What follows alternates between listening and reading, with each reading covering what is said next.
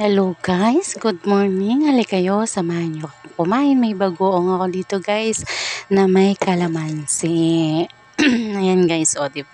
May talong ako, meron akong talong na bilog, may adobong baboy. Syempre may saging at kanin dyan guys. Dahil guys, ang lola ninyo ay nagutom. Halika kayo, samahan niyo akong kumain para sa inyo to guys. Ayan. Magkukwento lang ako sa inyo guys habang ako ay kumakain. Kahit stress ako ngayon yan guys, ay sige lang ako ng kain guys hanggang may kakainin. Dahil syempre may dumating na naman tayong panibagong problema na pinababayaran ng ating uniform. Yung uniform na yun guys ay doon sa trabaho ko sa kantin. Pinababayaran yan sa akin ng 1.5 yan guys. Yung uniform na yun guys. Kahit ayaw nating magbitaw ng pera dahil kapos tayo sa pera ngayon, ay kailangan natin na ng bayaran yun para wala nang problema guys, di ba? Pero sana naman naunawaan din tayo ng mga boss na yun, natin na yun na wala tayong pera guys na pangbayad niyan, di ba? Kaya ngayon guys, kailangan nating magbayad kasi hindi na tayo pumapasok sa kanila, di ba? Kaya kahit anong gawin nating tipid ngayon, kailangan nating magtipid. O di ba? Budget natin yung pera natin sa susunod na sahod ng aking jowa. Di ba guys? Ayan guys, ang sarap naman kung kumain kahit na-stress ako kasi dinadaan ko lang sa pagkain yan. Dahil ang halagang 1.5 na yan guys ay marami nang mabibili yan. Makakabili ka na ng 25 kilos na bigas at may pang-ulam pa. Pero dahil sinisingil na tayo sa ating uniform dahil hindi na tayo pumapasok ay kailangan din nating bayaran yan, sabi na aking jowa.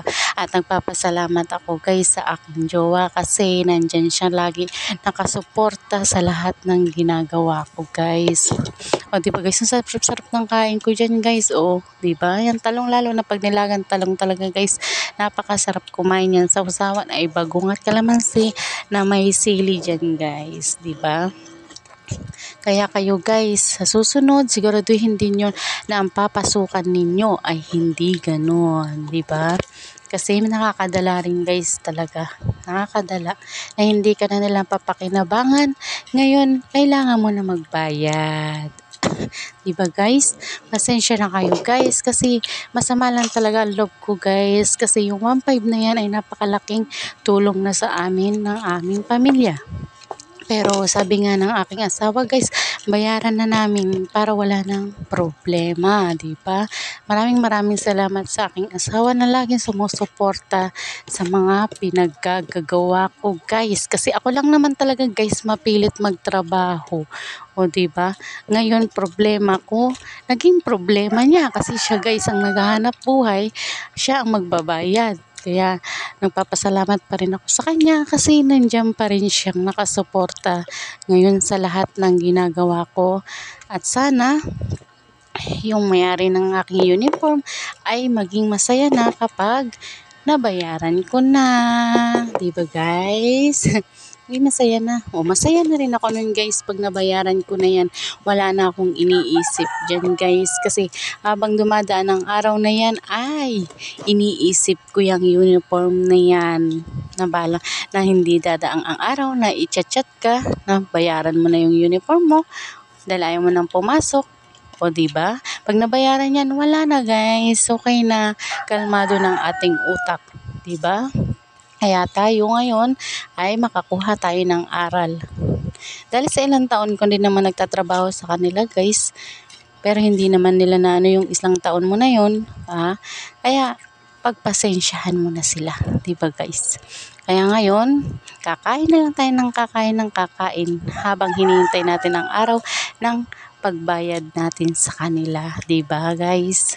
Kaya kayo guys, pag nagtrabaho kayo, intindihin nyo rin lahat.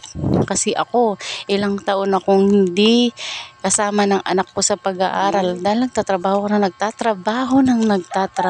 guys para sa aking anak. Ngayon, naisip ko naman na alagaan na lang siya, talaga na rin ng aking asawa kasi nahihirapan na rin naman talaga siya.